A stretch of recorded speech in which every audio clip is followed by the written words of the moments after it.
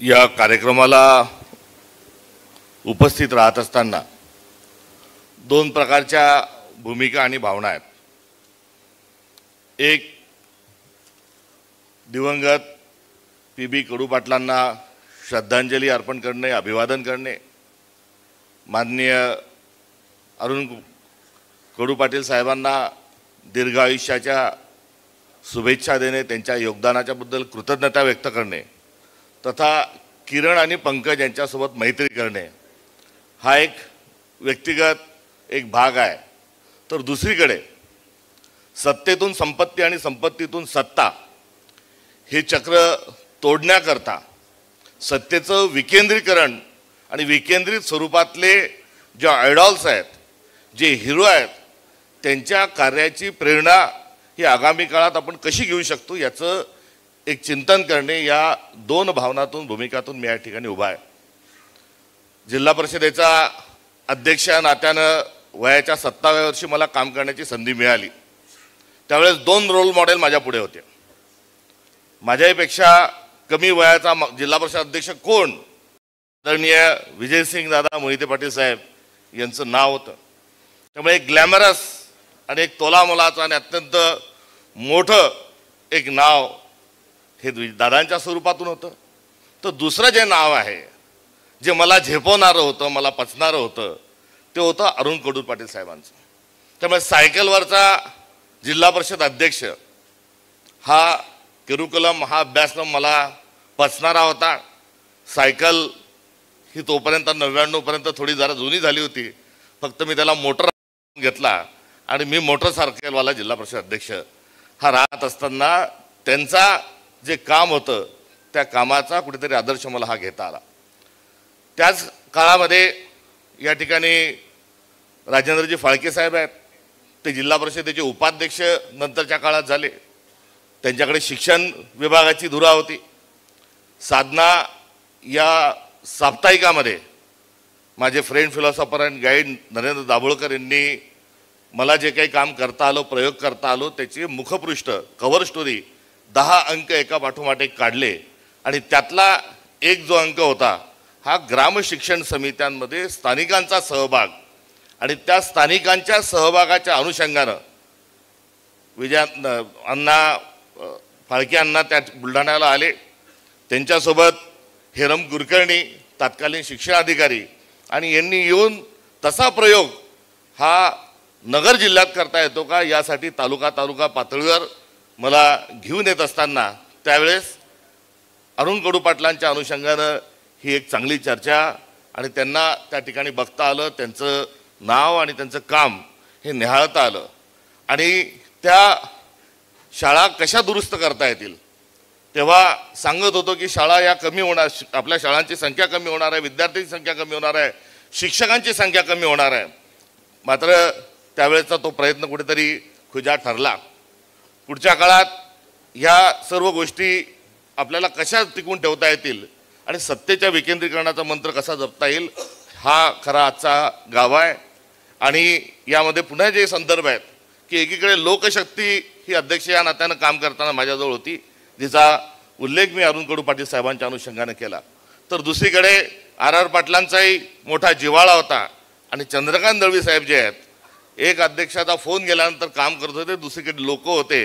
आणि यातून सांगण्याचं तात्पर्य की सत्तेचं झालेलं जे केंद्रीकरण आहे याला आपण विकेंद्रित कसं करू शकतो हा खरा आजचा शुभेच्छांच्या अनुषंगाने असणारा संदर्भ आहे। नगर जिल्ह्यात हिवरे बाजार हे माझ्यासाठी एक पंढरी आहे। दरवर्षी गेल्या 30-35 वर्षात असं एक वर्ष गेलं नाही की जिथे वर्षातून 2दा येणं झालं नाही। तिथे आम्ही का जातो, अरुण कडू पाटील साहेबांचा गौरव उल्लेख का करतो आणि आज त्याचं प्रासंगिकता सर्वात जास्ती का आहे, तर आज सगळी जी शक्ती आहे ही सत्तेतल्या लोकांना हवी आहे आणि एवढी वारेमाप सत्ता जर कोणाच्या हातात एकवटली तर त्यातून निर्माण होणारा माणूस हा लोकप्रतिनिधी, लोककल्याणकारी हा असूच शकत नाही, तो शोषण करणाराच होऊ शकतो। हे सत्तेचं जे संदर्भ आहेत ते सत्तेचे सगळे संदर्भ आपल्याला सगळे सांगतात। आणि आपल्या देशात 750 खासदार आहेत, 721 हे आता मतदान करणार आहेत आणि 4200 हे देशभरातले आमदार आहेत। या 5,000 लोकांच्या जवळ सत्ता ही एकवटली जर आपल्याला दिसायला लागत असेल आणि या 5,000 अजून 2-3 जणांजवळच, माफ करा, दोघांजवळच जर सत्ता जात असेल तर त्याला आपण to the people, by the people, for the people, लोकांनी लोकांसाठी लोकांकरता हे राज्य पुढक लोकच हे देशाचा कारभार चालवतात आहे. या विचाराला उजाळा आज अमृत महोत्सव 75 अरुण पाटील साहेब करत असताना याचं चिंतन जरूर आपल्याला सर्वांना या निमित्तानं केलं पाहिजे आणि सत्ता विकेंद्रित झाली पाहिजे. आदरणीय पवार साहेबांसारखं दैदिप्यमान व्यक्तिमत्व, दीपस्तंभ व्यक्तिमत्व या ठिकाणी आहे आणि त्या व्यक्तिमत्वाच्या सोबत जो काही एकंदरीत राजकीय संस्कार आहे आणि जो आपल्याला वारसा लाभलेला आहे, महाराष्ट्राचा अमृत कलश जो आहे तो घेऊन येण्यापासूनचा, आणि शाहू फुले आंबेडकरांचं जे नाव आपण घेतो, गाडगे महाराज, तुकडोजी महाराज, महात्मा गांधींचं जे आपण नाव घेतो, ते सर्वसामान्य माणसाची ताकद जी आहे त्याचा सन्मान करणं हा त्यामागचा अर्थ आहे.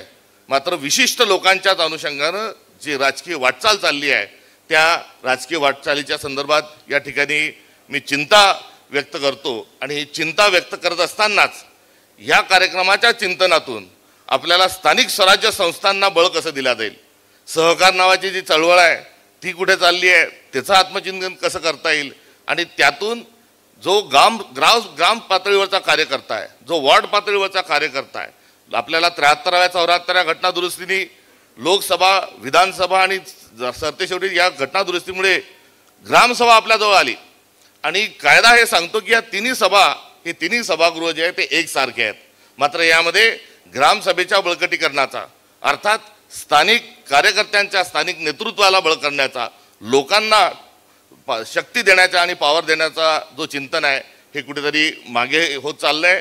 एक कोणता तरी विशिष्ट माणूस येतो, त्याचा लावा जमा येतो, सगळे त्यांच्या जवळ चिटकतात आणि हे करत असताना आपण स्वत्व घालत चाललो का? त्यांचा सन्मान होत असेल तर त्यामध्ये काही पोट दुखण्याचं कारण नाही, त्याचा निश्चित त्यांचं अभिनंदन. मात्र यासोबतच सर्वसामान्य ग्रामपंचायत सदस्य असेल, या देशाचा नागरिक असेल, स्थानिक स्वराज्य संस्थांचा जो सदस्य असेल त्याचं काय? एखाद्या शासकीय कार्यालयामध्ये जर आमदार गेले तर त्या ठिकाणी खुर्चीवर बसलेला माणूस जो आहे झटकन उभा राहतो, नुसता उभाच राहत नाही तर इलेक्ट्रिकचा शॉक लागल्यागत हा उभा राहतो. आणि त्याच ठिकाणी जर स्थानिक स्वराज्य संस्थातला पदाधिकारी गेला किंवा नागरिक गेला तर तो अधिकारी कसा वागतो यातच सत्तेचा जो बिघडलेलं जे संतुलन आहे हे संतुलन आपल्या लक्षात येईल. त्यामुळे कोणी सभागृहातला नेता गेल्यावर त्यांचा सन्मान होत असेल तर आनंदाची बाब आहे. मात्र नागरिक गेल्यानंतर आणि लोकप्रतिनिधी स्थानिक गेल्यानंतर जर अवहेलना होत असेल तर आपला भारत हा कोणचा आहे याचाच विचार या निमित्तानं करणं आवश्यक आहे असं वाटतंय.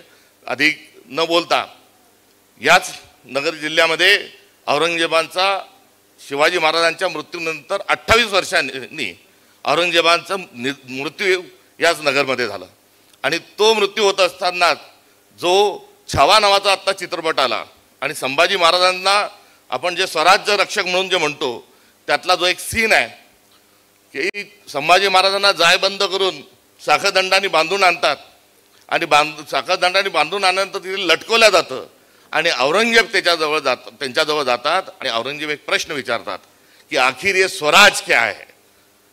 आणि त्या स्वराजचं वर्णन करत असताना संभाजी महाराजांनी जे दिलेलं उत्तर आहे की इथल्या माती म्हणजे स्वराज आहे, इथली हवा म्हणजे स्वराज आहे, इथला विचार म्हणजे स्वराज आहे आणि तो स्वराज्याचा विचार औरंगजेब करणारा तो विचार हा स्वराज्याचा विचार राहिला आहे. आणि आज इतक्या वर्षानंतर आणि स्वातंत्र्याच्या 75 गाठल्या, आता आज ते स्वराज्य कुठे आहे आणि त्या स्वराज्यासाठी आपले वाडवडील लढले, आपल्याजवळ त्यांचा वारसा आहे, त्या स्वराज्याचं काय हाही एक मुद्दा या निमित्ताने या ठिकाणी उपस्थित करावा असं वाटतो. आणि ज्या नगरने औरंगजेबाला या ठिकाणी मातीत गाडलं आणि ज्या स्वराज्य नावाचा जो झेंडा आहे जो फडकवला, आता अलीकडच्या काळात इथून येणाऱ्या ज्या बातम्या आहेत या माथे भडकवणाऱ्या, इथे येणाऱ्या बातम्या ज्या आहेत या द्वेष पसरवणाऱ्या, मत्सर करणाऱ्या आणि सत्तेचा उन्माद आणि मस्ती या अनुषंगाने येत असल्याबद्दल मला दुःख आणि खंत या ठिकाणी व्यक्त करू द्या. आणि हे दुःख आणि खंत व्यक्त न करता आपल्याला पुढे गेलो पाहिजे आणि याच्यात रडत बसण्यात आता अर्थ नाही. त्यामुळे शृंखला पायी असू दे मी गतीचे गीत गाई, दुःख उधळण्यासाठी आता आसवांना वेळ नाही. कोंडलेल्या वादळांच्या या पहा अनिवार्य लाटा, माणसासाठी उद्याच्या येथून निघतील वाटा. पांगळ्यांच्या सोबतीला येऊ द्या बलदंड बाहू, निर्मितीची मुक्त गंगा द्या इथे मातीत वाहू. पेरीत स्वप्न उद्याचे, येथील फुलतील शेते, ज्ञान गळीत घाम येथे, येथून उठतील नेते. ज्ञान हा घाम गाळल्यानंतरच पुस्तकही दिल्या जातात, पुस्तकांची पूजा होते. आणि असं एक लोकनेता, एक मातीतला नेता या देशात, हा पंतप्रधानांचा, आमदारांचा, खासदारांचा, मंत्र्यांचाच हा देश नाही, तर अरुण पाटील कडू साहेबांचा सन्मान करत असताना याच खऱ्या अर्थानं जो गोवर्धन पर्वत जो उचललेला आहे त्यासाठी कृष्णाची एकच करंगळी होती, मात्र सर्व त्यांच्या सवंगड्यांनी तो डोंगर उचलला होता. आज पुन्हा एकदा स्वराज्याला साथ देत असताना, आज अरुण कडू पाटील साहेबांच्या दीर्घ आयुष्याच्या शुभेच्छा व्यक्त करत असताना आपण सर्वजण हा स्वराज्याचा संकल्प पुढे घेऊन जाऊया, ही आपल्या सगळ्यांना आव्हान करतो. आणि आज देशाला जो विचाराची आवश्यकता आहे तो विचार आपण आपली अस्मिता म्हणून जोपासूया, ही देखील भावना या निमित्ताने व्यक्त करतो. थांबतो. धन्यवाद. धन्यवाद साहेब. आपण एक खंत व्यक्त केली, पण पुढे आपण एक आशावादही दाखवला. बाळासाहेब आमचे नेते आहेत. माझी इच्छा बाळासाहेब, मला हे काही वरती प्रदेश विदेश आमदार बिमदार काही करू नका, मला पुन्हा एकदा जिल्हा परिषदचा अध्यक्ष करा, हे आपल्याला सांगायचं विसरलो. धन्यवाद. तर त्यांचं हे